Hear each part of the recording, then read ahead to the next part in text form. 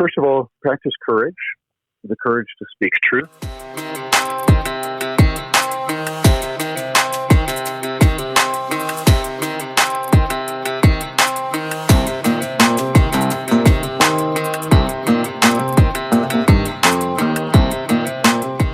Good morning, afternoon, or evening, wherever you are. Welcome again to the Chinook Podcast. My name is Brad Donovan, and I'm here with Pastor Nathan Zekveld. And we're missing Jamie because he is otherwise occupied with important labors of a pecuniary nature. So we're going to have some time without him. I was going to open this up by saying something along the lines of we don't have Jesse Penner in the studio. We like me better than him. We ditched Jamie. Like, yeah, this really blew up after Jesse's comments. No, I do like to tease, you know. Yeah. So today we've got another interview episode, but before we get to the interview itself, some book reviews. Nathan, what do you got? All right. Yeah. So lately I've been reading more T.S. Eliot, and I've got a work that has his entire collected poems. And one of the poems that I've been really enjoying in particular of late is his choruses from The Rock. And I think The Rock is supposed to refer to "On this rock I will build my church." So the confession of Christ as Lord. Yes, because there's a lot about the church. Mm-hmm. There's a lot about modern unbelief.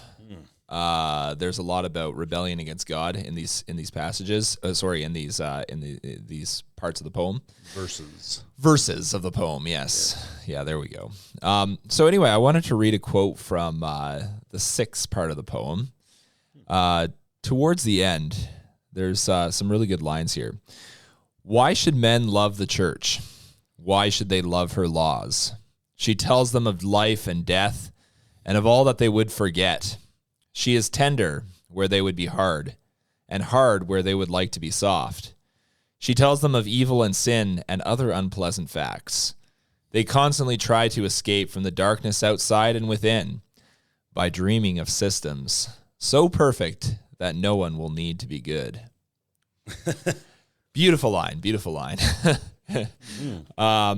Yeah, so this whole poem is constantly, he keeps on bringing it back to the church, to good and evil.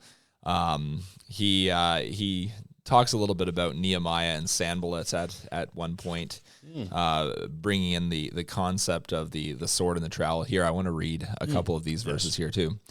O Lord, deliver me from the man of excellent intention and impure heart, for the heart is deceitful above all things and desperately wicked. Sanballat the Horonite and Tobiah the Ammonite and Geshem the Arabian were doubtless men of public spirit and zeal. Preserve me from the enemy who has something to gain and from the friend who has something to lose. Remembering the words of Nehemiah the prophet, the trowel in hand and the gun rather loose in the holster. Those who sit in a house of which the use is forgotten are like snakes that lie on moldering stairs, content in the sunlight. And he goes on. Yeah, so what was that first line? Deliver me from the well-intentioned? Yeah, so deliver me from the man of excellent intention and impure heart. For the heart is deceitful above all things and desperately wicked. Deliver me. I'm gonna write this down. From the man. What's the next word? Man of excellent intention. Of excellent intention and impure heart. Oh, this is so good. Such a good line. Now, here's the great thing. You should... you can throw that at your workers. Oh, I will. One thing that I recommend doing is keeping a small notebook, like a commonplace, and writing things down when you hear good and excellent things. Yes, this was a trick that we learned at New St. Andrews College, and I think it's something that everybody should do. I have never been there, but I've visited, but I have a couple of notebooks where I just jot things down. And sometimes I'll get this madcap idea that I am indeed a poet, without any proof. And I penned a verse not too long ago making fun of a friend of mine, and Joffrey Swait told me that it wasn't very good and I need to work on it. So I need to work on it. So we need to get Brad some poetry classes. Yeah, or something. Yeah, or something. Yeah, maybe. Or maybe I should just refrain and have mercy on the rest of y'all. Well, let us know what book you got. Okay, there. well, I shall not afflict you with my own verse. That would be presumptuous. But so I was out shopping, as one does, with my wife a few days ago, as one does. And we were at a secondhand store. And she was looking at like ugly Christmas sweaters and stuff like that. And I just wandered over to the book section, and I found, I don't know if you have seen those hardcover greenback Harvard Classics collections before, but they're, I don't know how many volumes. I think I saw exactly the same set as you saw. Yeah, and they had one set that was chock full of Tennyson. Yes. And so I bought it. Nice. So this is one of the poems. It's a classic. Anybody who's a bit older should know this poem. The Charge of the Light Brigade. It's based on... Yes, I think I've heard this one. Yeah, it's based on an event that happened in the Battle of, I think it was Balaclava, in the Crimean War. And I think the event in question happened in 1856 or 57. I think it was 56. But he writes, half a league, half a league, half a league onward. All in the valley of death rode the 600. Forward the light brigade, charge for the guns, he said. Into the valley of death rode the 600. Forward the light brigade, was there a man dismayed? Not though the soldier knew someone had blundered. There's not to make reply, there's not to reason why, there's but to do and die. Into the valley of death rode the 600. Cannon to the right of them, cannon to the left of them, cannon in front of them volleyed and thundered. Stormed out with shot and shell, boldly they rode and well. Into the jaws of death, into the mouth of hell, rode the 600. Flashed all their sabres bare, flashed as they turned in air, sabering the gunners there, charging an army while all the world wondered. Plunged in the battery smoke, right through the line they broke. Cossack and Russian reeled from the sabre stroke, shattered and sundered. Then they rode back, but not the 600. Cannon to the right of them, cannon to the left of them, cannon behind them volleyed and thundered, stormed at with shot and shell. While horse and hero fell, they that had fought so well, came through the jaws of death, back from the mouth of hell, all that was left of them, left of 600. When can their glory fade? Oh, the wild charge they made, all the world wondered. Honor the charge they made, honor the light brigade, noble 600. And that is Tennyson. That's a beautiful poem. It is. And the funny thing about this whole event is that the command to charge was apparently not a command to charge. The commanding officer had sent a messenger over to the light brigade, and he intended that guy to ask a question, I think, about some part of the battle that was obscured to his vision. And the messenger did not understand what he had just been asked to do. And so he just rode off and told the entire brigade and the commander, yeah, just go charge. And the guy's like, oh, there? Well, apparently that's where the Russians are. So they just rode off. And, the first Victoria medals were awarded for events in and around this battle. Okay. Yep. Interesting. Yeah, the Victoria Medal was actually created in part because of that poem. Because the public wanted to recognize extreme acts of military courage and heroism, valor in the face of the enemy. And so Victoria was like, well, we need an award. They melted down some Chinese-manufactured cannons that the Russians had bought and that the British had captured at Sebastopol.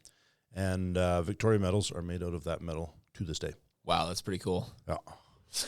Well, I think we're at the point where we should start our interview. Today we're calling a special guest, Mr. John Carpay from the Justice Center for Constitutional Freedoms.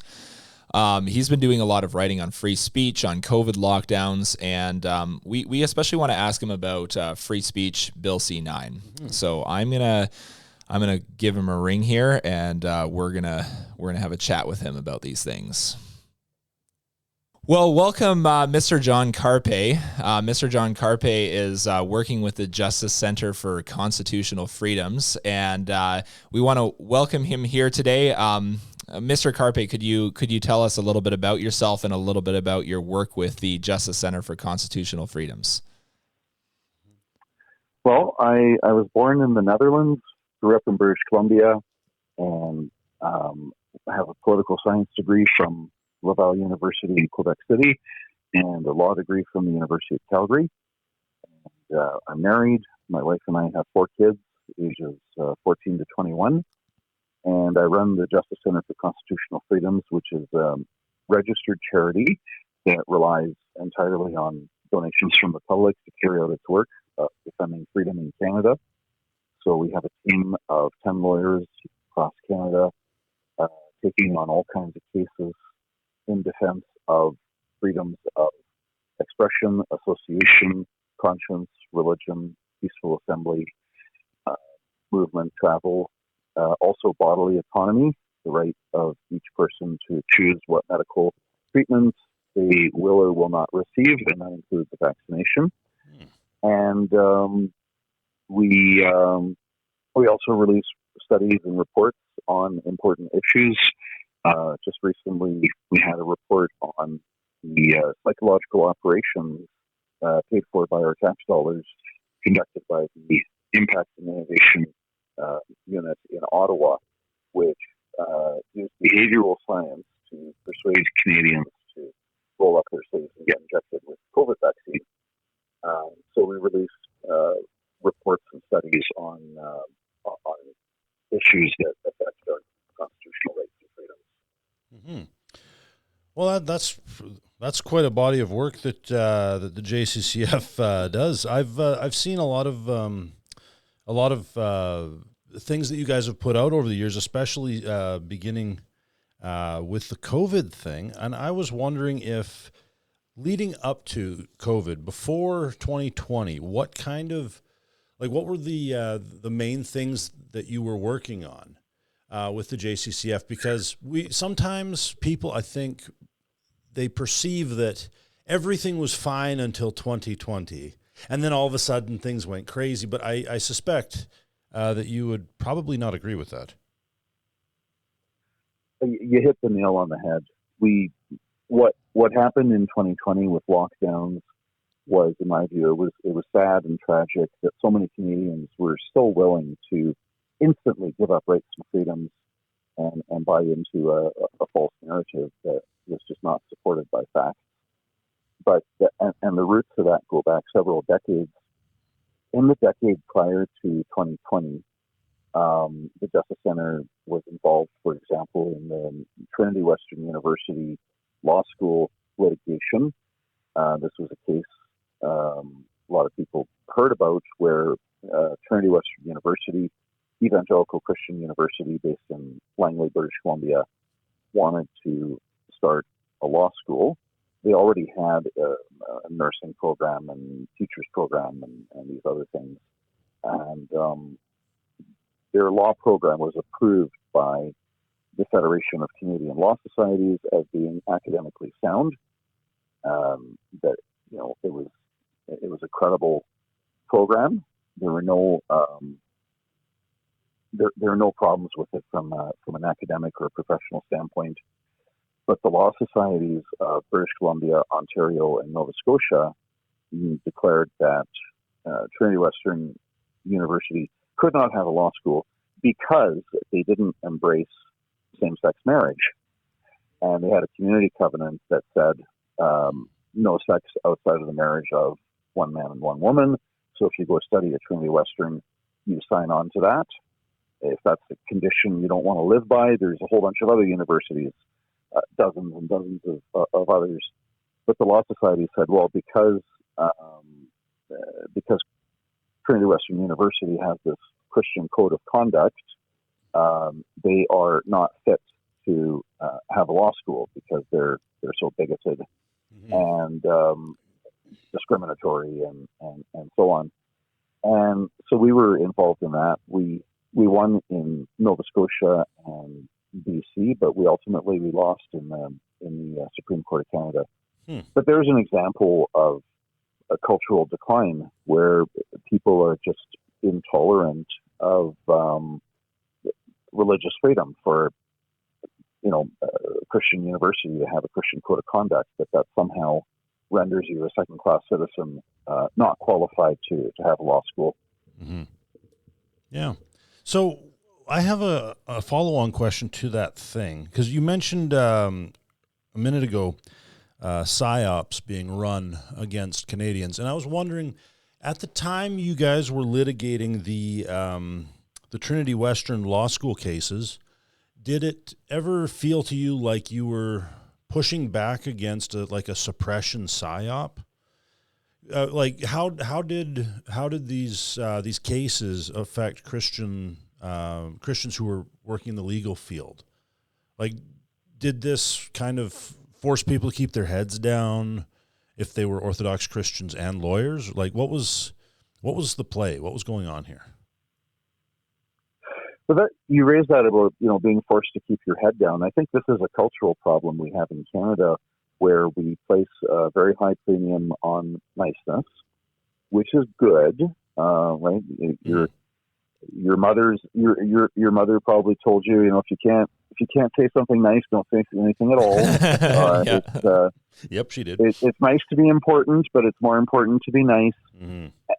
But niceness has to be balanced with other things, such as courage and a love for truth, mm-hmm. and being willing to suffer for what is right. And so I don't think in Canada we're not at a point, although we could be in the future, but we're not at a point where if you speak out what you believe to be true, that you're going to be instantly arrested by the police, locked up in jail, tortured, and then executed. We're not at that point, although that's the direction we're heading. But there's really, in my view, there's no excuse for the Christians or anybody else to not speak out what you believe to be true on whatever the issues of the day are. And when people don't speak out, the culture just gets worse and worse. Mm-hmm. Yeah, I've noticed with England, they're arresting people for Facebook posts these days. And I can't help but think, back to stuff like this Trinity Law thing. Like, for example, let's say I say something like really controversial, which I've been known to do. And then I wind up in legal trouble.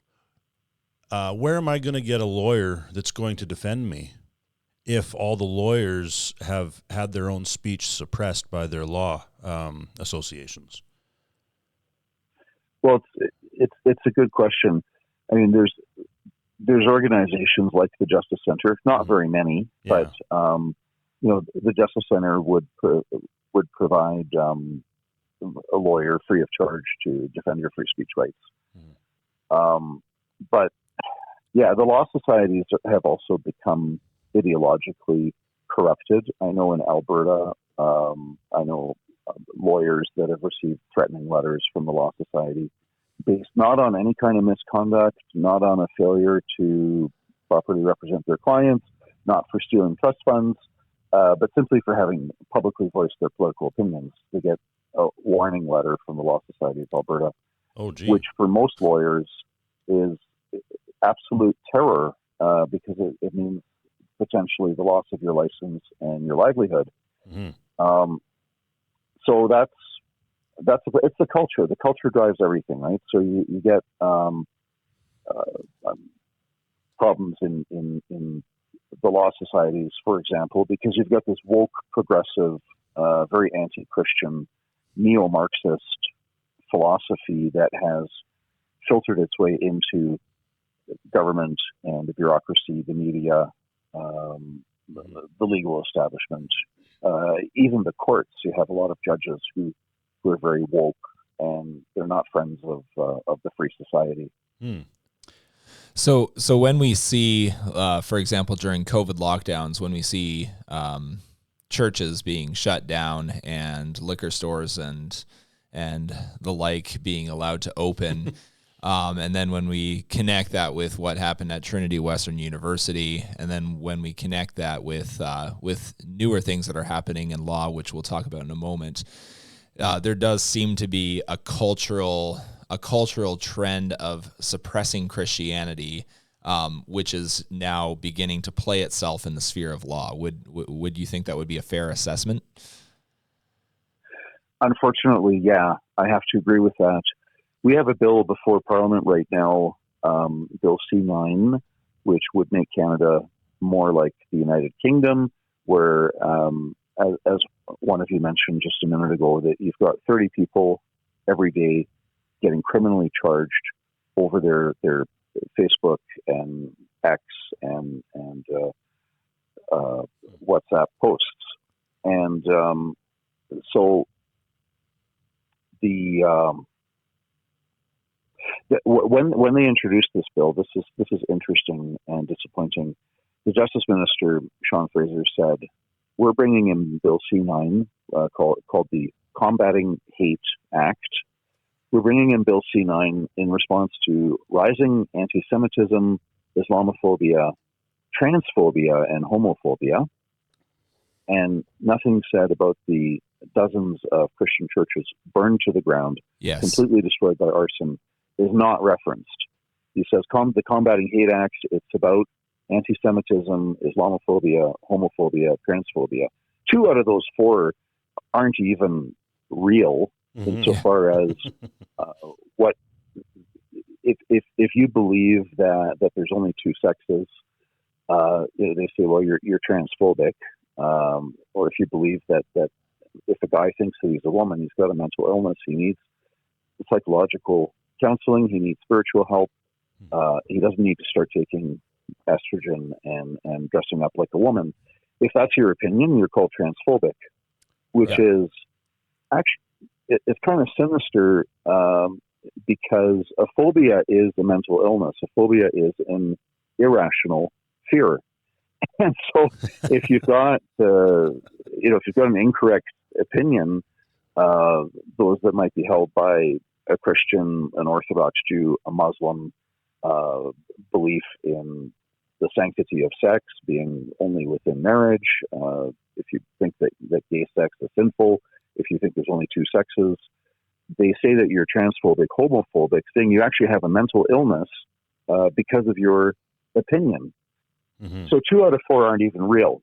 And then I do think anti-Semitism is a serious and growing problem in Canada. Yeah.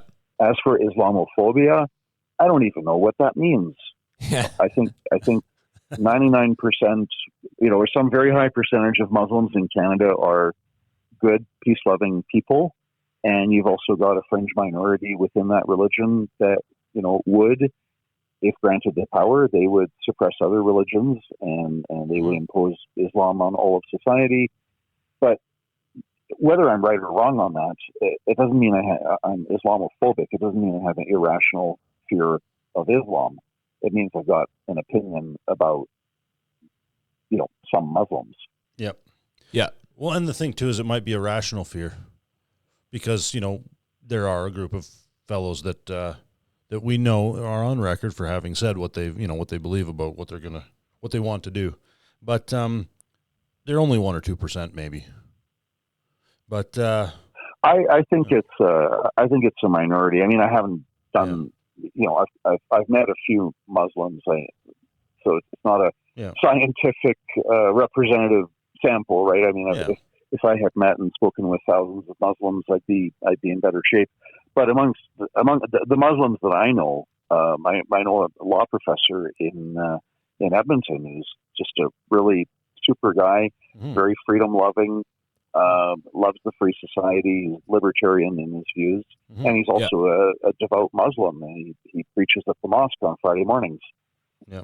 But the fact is, when you've got a society with multiple different religions, Christians, Muslims, Jews, Sikhs, Buddhists, Hindus, you can keep on naming different viewpoints.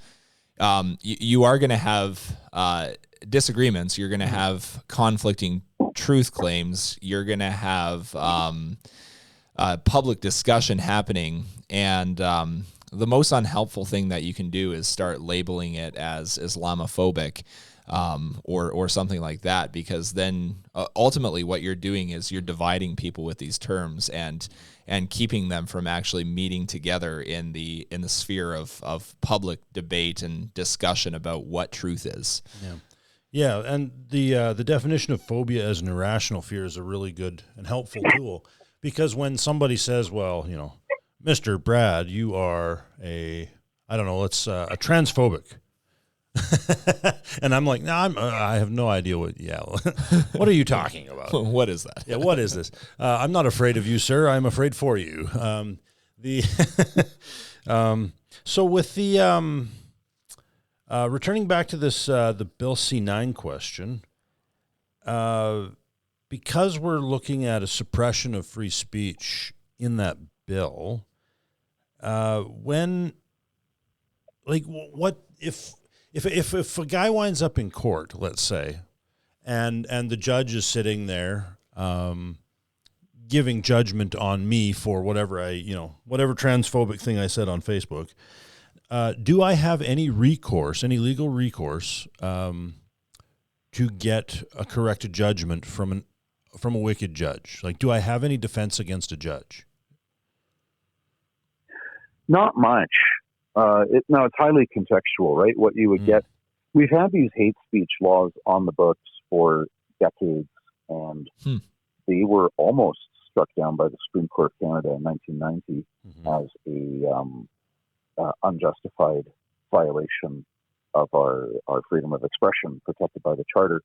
It was a 4-3 decision. So, I mean, if one of those 4 judges had gone the other way, the hate speech laws would have been struck down as an unjustified violation of free speech in Canada. Now, we've had very few prosecutions. We seem to have 1 or 2 or 3 prosecutions per decade that I'm aware of, unless there's a whole bunch that are not getting covered by the media. But I think the media are very interested in hate speech prosecutions. So you're likely to see all of them being reported on.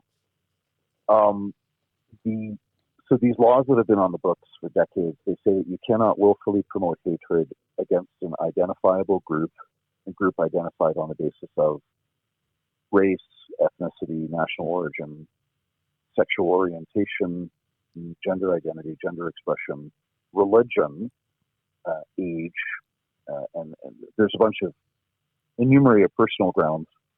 And it's kind of an odd law because it is perfectly legal to promote hatred against lawyers, against pastors, not Christians. That would be illegal. But if you wanted to say religious leaders, for example, you could promote hatred against religious leaders. You could promote hatred against people based on their wealth, their social status, how they earn a living, whether or not they got injected with COVID vaccine. I got asked all the time, can Trudeau be charged with hate speech for willfully promoting hatred against Canadians who chose not to get injected? And the answer is no. Your medical choices, your vaccination status is you can promote hatred. So it's kind of a weird law. But one, because it only touches on some things but not on others. And it's also weird because hate is an emotion, and it's next to impossible to know whether somebody's got hatred in their heart. And when you see something, or when you listen to a podcast or see a YouTube video, you might think it's hateful, and I think it's not. Or I think it's horribly hateful, and you just shrug your shoulders and say, no, it's just an opinion. It's completely subjective. Yeah. Right. Anyway, these laws have been on the books for since the I'd have to look up whether they were passed in the 70s or 80s. But Bill C-9 would make them worse because it gets rid of a requirement that's in place whereby the justice minister has to consent, approve for a hate speech prosecution to go ahead. And Bill C-9 would get rid of that requirement. Interesting. So if, let's say Nathan said something I thought that was hateful, and I want to get a human rights complaint against Nathan going. I need the justice minister under the current system to sign off on this prosecution.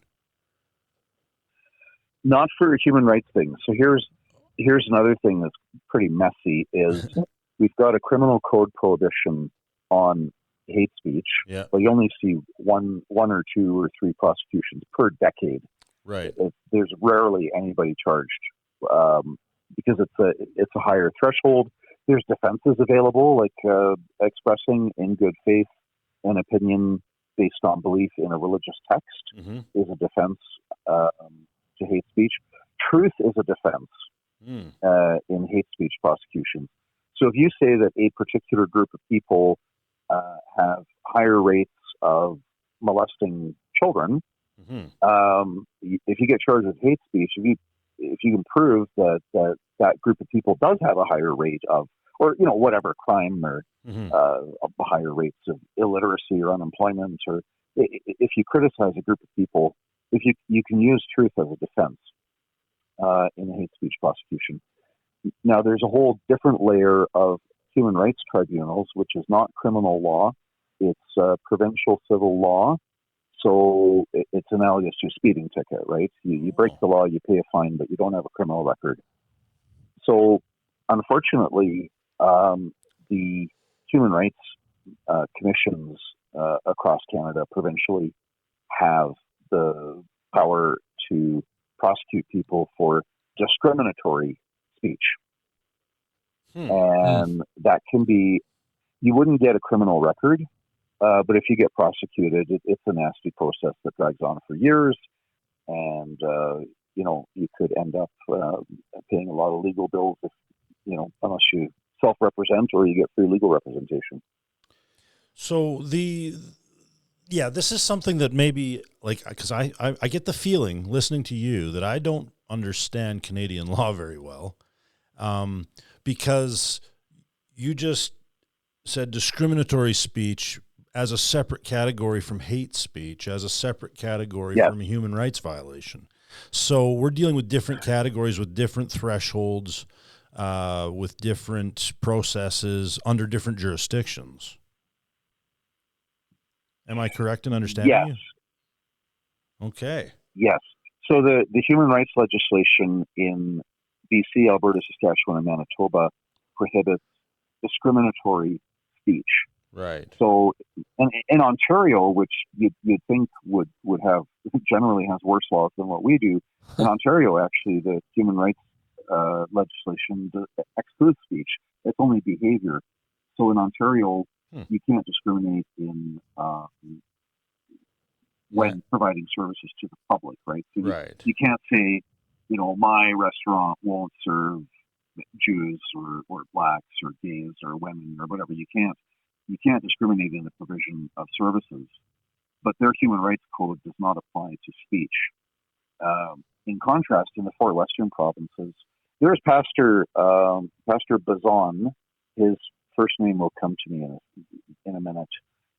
Red Deer pastor, this was about 20 years ago, he wrote a letter about to the Red Deer Advocate, the local newspaper.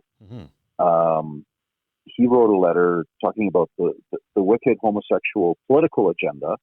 He didn't say anything about people who are same-sex attracted, but he said there's a political agenda at play here. There was a human rights complaint filed against him. I think it was ultimately dismissed, but it took many years. But there's an example where you have the provincial human rights legislation prohibits discriminatory speech, and so you could, anybody can file complaints against anybody. Interesting.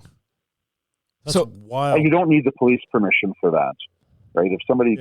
If you gave a fire and brimstone sermon about Sodom and Gomorrah, if somebody wanted to file a complaint against you, they could do so. The complaint might be dismissed or not.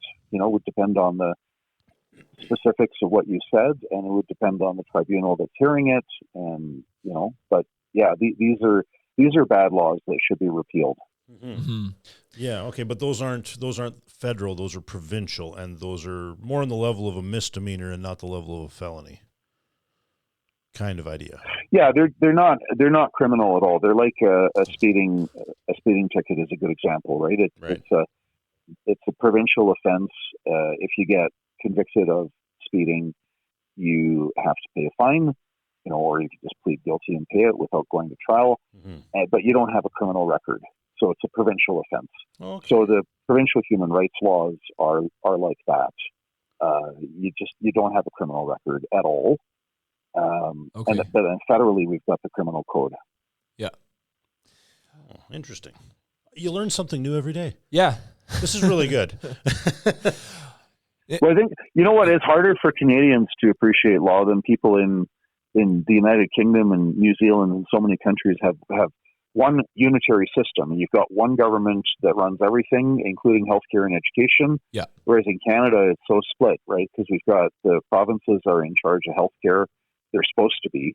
The feds are unlawfully taking a lot of control over it. But here, you've got the provinces in charge of healthcare and education and social services for the most part. And then the feds are in charge of banking and currency and foreign policy and the criminal law. Mm-hmm.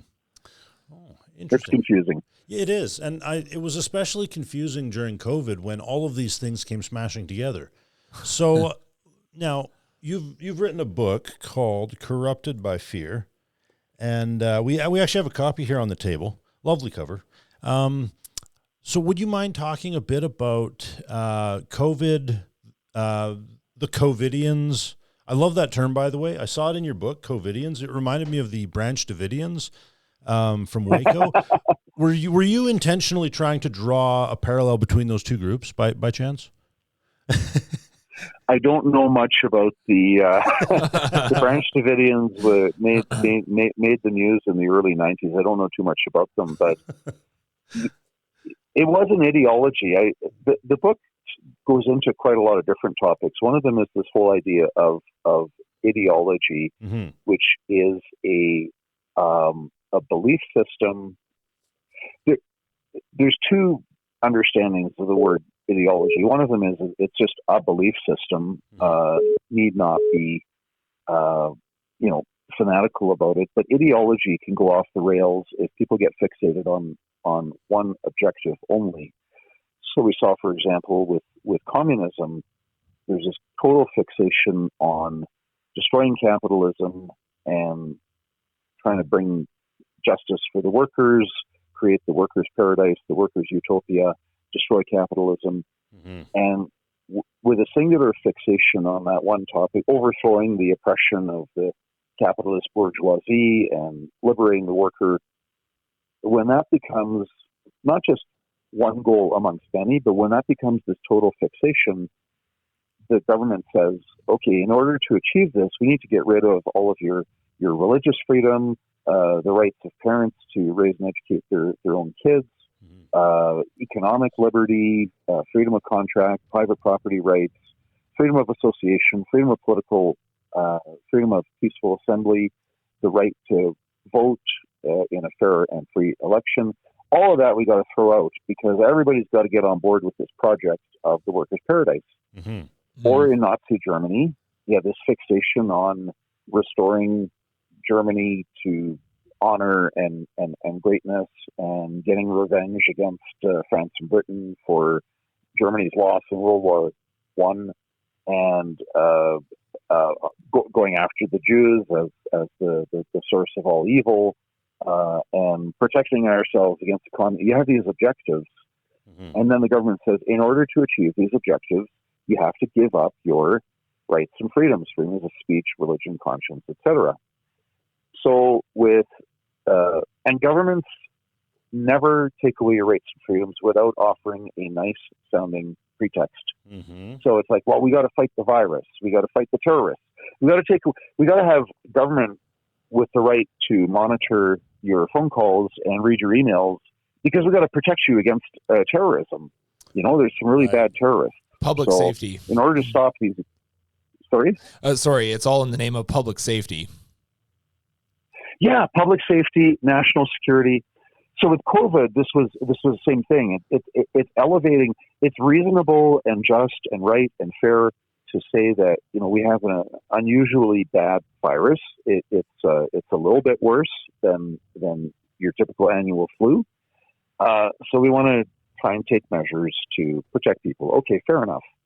But what happened was this gets elevated to the only thing that matters in life is trying to stop COVID, which incidentally you can't do because you can't stop a virus from spreading everywhere.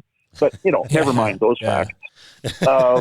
We all have to, and so if we saw this in Ontario, the health minister Christine Elliott, it was brought to her attention that because she had canceled tens of thousands of surgeries, as did Dina Hinshaw in Alberta, canceled 22,000 surgeries. Mm-hmm. Because, the hospitals were going to be flooded with this big wave of COVID patients, which didn't happen because the hospitals were empty because everybody was too terrified to even go to the hospital. Mm-hmm. So for no good reason, she canceled 22,000 surgeries. So in Ontario, it was brought to the health minister's attention that 35 people, like known, identified 35 people who needed heart surgery had died because she had canceled all these surgeries. Wow. And she shrugged it off and she said, "We are saving thousands of lives." See, there's the fanatical, we're like, you're killing people by canceling surgeries that don't need to be canceled. Yep. Yeah. But she's caught up in this fantasy that these lockdowns are saving thousands of lives. And so full speed ahead. Yep. Yeah, I do remember going into the Grand Prairie Hospital at one point for something, and it was very strange. It was almost like, it was this weird paranoia and very few people, like patients. There were lots of staff. Oh, yeah. But it was very weird. It was all I could do. Well, in Red Deer. Yeah. Go ahead. No, sorry to interrupt. No, there's Dr. Gary Davidson in Red Deer. The hospital was so empty, but they moved all of the patients into one wing of the hospital to create a good visual for media to show this really busy hospital. Of course, and 2/3 of it were totally empty. A Potemkin hospital. Yeah. Yeah, I nearly got into a brawl with a doctor in the hospital. I was ready, but my wife was not, so I refrained. He was getting mad at me when he found out I was neither vaccinated nor willing to wear his mask. But yeah, the whole thing. Yeah, well, and just my experiences living in Prince Edward Island during the COVID lockdowns was, we were going through checkpoints to get back on the island. It was basically violating a number of our charter rights, even the freedom of movement and travel, because we got back onto the island and had to isolate for 2 weeks and stuff like that. So it was pretty wild. Yeah. Yeah, or but they only let you on the island because you showed them your driver's license or something that proved that you lived there. Yeah, I had to show my driver's license, and then I had to isolate for 2 weeks. Yeah, that's wild. Like and all based. Anyway, carry on. Yeah, all based on a claim by Neil Ferguson of Imperial College, London, England, who said that COVID would be as deadly as the Spanish flu of 1918. It would kill tens of millions of people. And, Jason Kenney embraced, and he compared COVID to the Spanish flu of 1918. He was doing the same fear-mongering. It's just awful. It's such a lack of love for truth. Yeah. So do you think these leaders were actually afraid themselves, or maybe some of them were afraid and others were just playing the crowds? What do you think about that? I don't know. My guess is it would be a mix of both. I think a lot of leaders did buy into. I mean, you could argue that they were all pathological liars, deliberately out to deceive, and they all knew that what they were saying was not true. That might have been the case for a small number of people. I don't know. I think it was more that they did buy into the narrative. People are 90% emotion and 10% logic. Yeah. And once people get scared of something, they stay in that panic mode for a long time. And this was reinforced by the government-funded media, not just on a daily basis, but on an hourly basis. Mm-hmm. They had these numbers of so-called COVID cases. But in one of the Justice Center's court actions in Manitoba, we had a government official admit under oath that every time that they talked about 1,000 COVID cases, they knew that at least 400 of the 1,000 were not sick, not contagious, not spreading. Oh. And yet they kept on coming out with, do you remember, like, you turn on the news, we have another 249 COVID cases. And it was an abuse of the English language, because prior to 2020, a case meant somebody who was actually sick. Yeah. But during the COVID and lockdown years, COVID case was just somebody who tested positive on a PCR test, mm-hmm. which cannot even diagnose COVID. Yeah, to begin with. The PCR test isn't for that. It never was. Never was. It takes a small amount of something and amplifies it into something bigger so you can study it. But yeah, you could be recovered from COVID and have natural immunity, and they stick a stick up your nose and swab, and then they run a PCR test at 40 cycles, and all of a sudden you're a COVID case. Yeah, even though you're not sick, you're not contagious, and you've already had it. Yeah, that happened to me. I missed a couple of days of work because of that. My employer was actually really good about it. They were willing to negotiate on the vaccines, because that's another thing we've talked. You've touched briefly on vaccine autonomy and bodily autonomy. My employer realized that we wouldn't have any available people to do any of the work if they insisted on vaccines, because half of us would walk off the job. So, I had to take these silly tests before going on my shift, and I work a 2-week on, 2-week off shift. So, but I remember the one time I got one of these tests, and I knew that I had been sick like 2 weeks before, and I was feeling fine. And so, this health professional shoved a stick up my nose, and and then they're like, "Yeah, you've got the COVID," and I'm like, I better email my boss. So I got an extended vacation, but for some people, it was really, really bad. Like, if you don't get this needle, you're not working, kind of bad, right? So, Jason Kenny had students expelled from university and people fired from their jobs. It was just awful for no reason. Mm-hmm. Firing those people didn't save any lives. Forcing these, technically they were not expelled from university, but practically speaking, they were forced out. Mm-hmm. Forcing young, healthy adults who are not threatened by COVID at all, who face a far greater risk of death just by driving an automobile, forced out of university. That it did nothing to save lives, absolutely nothing. And it just he inflicted horrific suffering on millions of Albertans. Mm-hmm. Yeah. Well, maybe millions. I mean, with the lockdowns as well. I mean, this was a bad annual flu.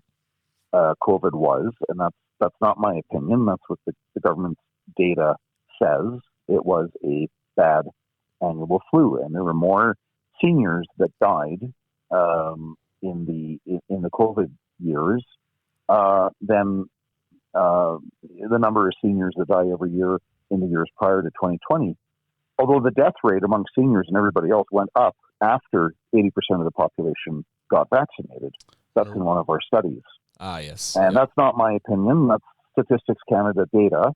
Death rates went up after. And there were more COVID deaths after everybody got injected. I wonder why. It's almost like the shots were never intended to do what they claimed. I have or they were just not that effective. It was just a bad vaccine. Yeah. Yeah. Well, because I was reading somewhere, and I forget the number exactly, but cancer rates skyrocketed and have been skyrocketing ever since. And it's not a statistical anomaly, it's not something that you can account for with statistical variation. It's well outside that. It's a significant number. Mm-hmm. So I remember seeing that chart. Yeah. Yeah, we've got young people getting cancer now in far greater numbers. I mean, it did happen before 2020. Occasionally, you have somebody in their 20s, 30s, 40s getting cancer. It did happen, but now it's happening in far larger numbers. You've got all of these young people in their 20s, 30s, 40s that are getting cancer. Never happened pre-vaccination. Mm-hmm. Yeah. There's some odd things happening in the wake of that. I wanted to think a little bit about, or ask you a little bit more about this psychological phenomenon of fear. Obviously, that's one of the themes of your book. That fear was obviously a major theme during the COVID lockdowns. How is that fear also affecting the way Canadians are dealing with things in the present, even in light of things like Bill C-9?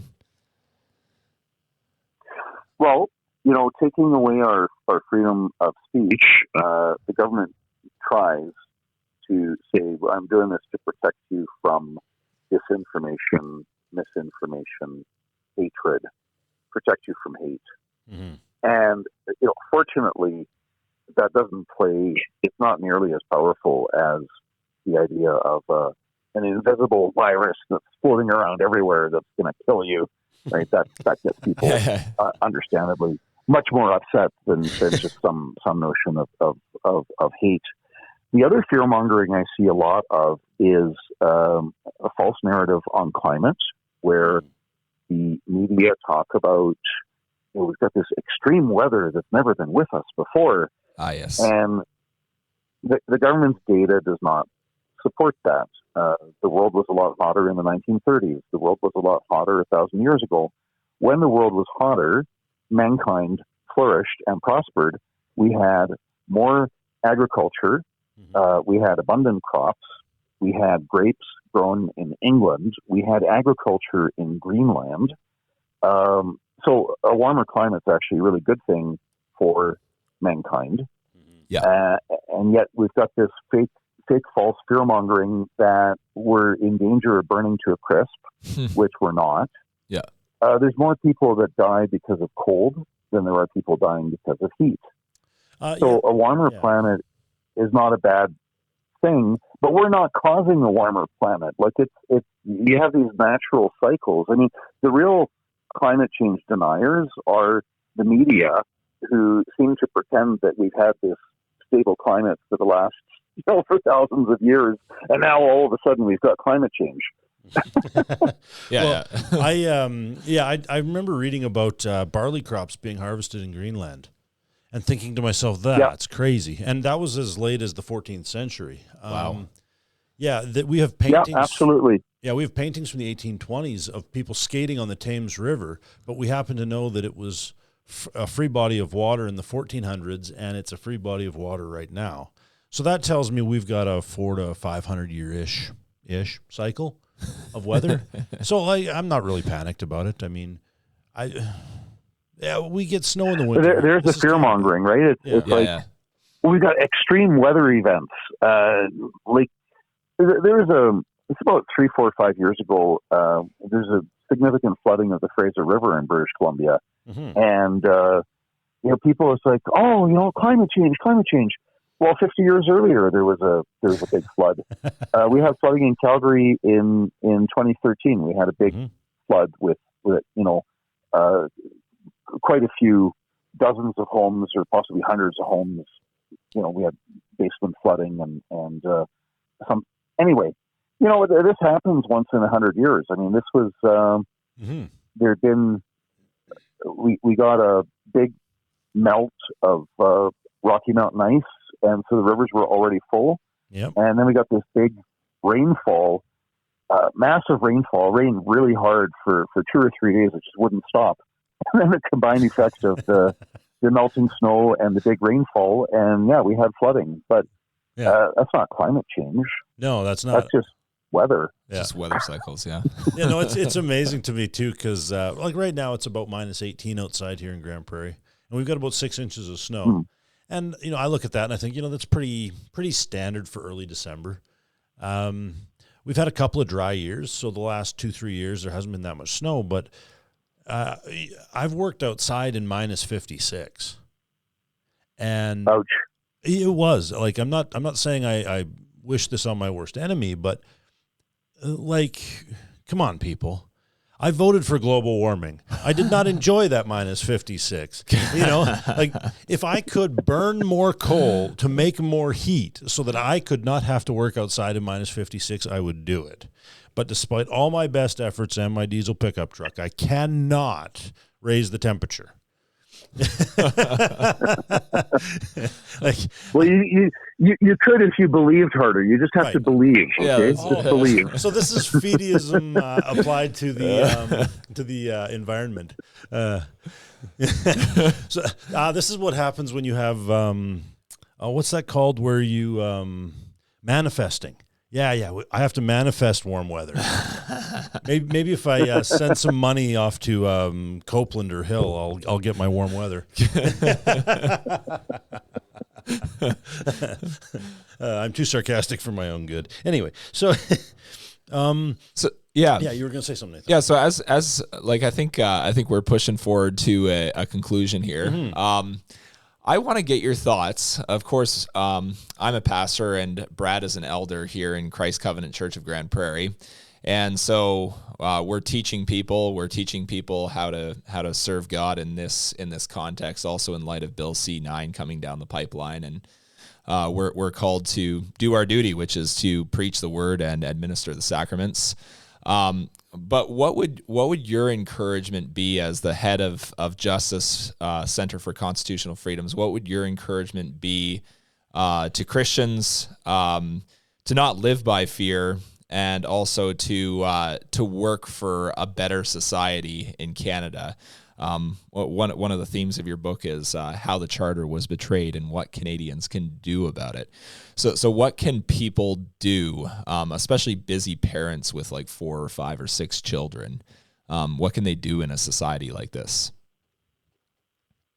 Yeah, I'll mention 4 points briefly because I have to rush off to an appointment in a minute. But first of all, practice courage, the courage to speak truth, even when you might be subjected to name calling and you might get called, hateful, homophobic, bigot, transphobic, misogynist, etc. So practice courage and speak truth in wherever your station in life or your situation in life, wherever you are. Do your best to speak truth and practice the courage of not being intimidated by the fear of getting name calling. Secondly, what's even more important is to cultivate the virtue of perseverance, because we're not going to transform our culture in the next few weeks or months. It's going to take years and decades. Thirdly, be active in the democratic process, federally, provincially, municipally, and especially school board.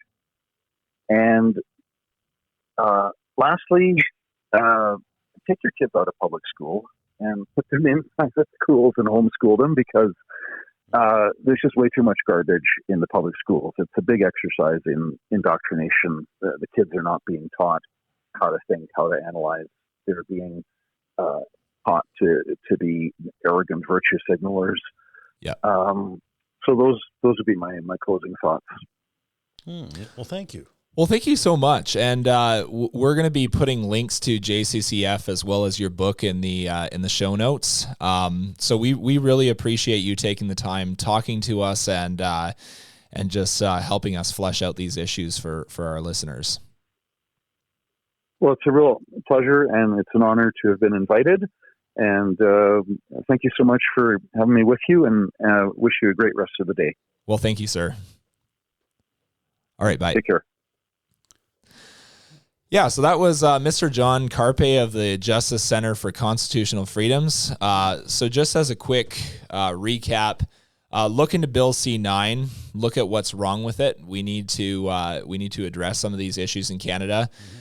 Check out the Justice Center for Constitutional Freedoms. Mr. Carpay and his team of lawyers there have been doing great work for for a long time. They've Yeah. done a lot of good work over COVID lockdowns. They're doing a lot of good work with censorship laws. I think they've got a campaign that they've launched as well, which I think will be of interest to our listeners. I'm just trying to find exactly. Oh yeah, okay, here. So they've launched a new national campaign to stop compelled speech and imposed political ideology on regulated professions. I'll post a link for that in the show notes too. Yeah. Anyway, any thoughts on this, Brad, before we close up? Well, I'd just like to recap the 4 points that Mr. Carpay just finished with. Practice courage in speech, cultivate the virtue of perseverance, be active in political life, and Christian education. And these are 4 points that we've hit on many times in this podcast. We will speak on them again. Yes. I'm really happy he threw Christian education in there, because this is becoming a bigger and bigger topic lately. It is, and I love it. It has been a delight to have this conversation for your benefit, dear listeners. We hope that you enjoyed it. We hope that you were encouraged and built up in the Lord in it. And we wish God's blessing on you this week as you go about doing the things before you. Yes, the Lord bless you richly.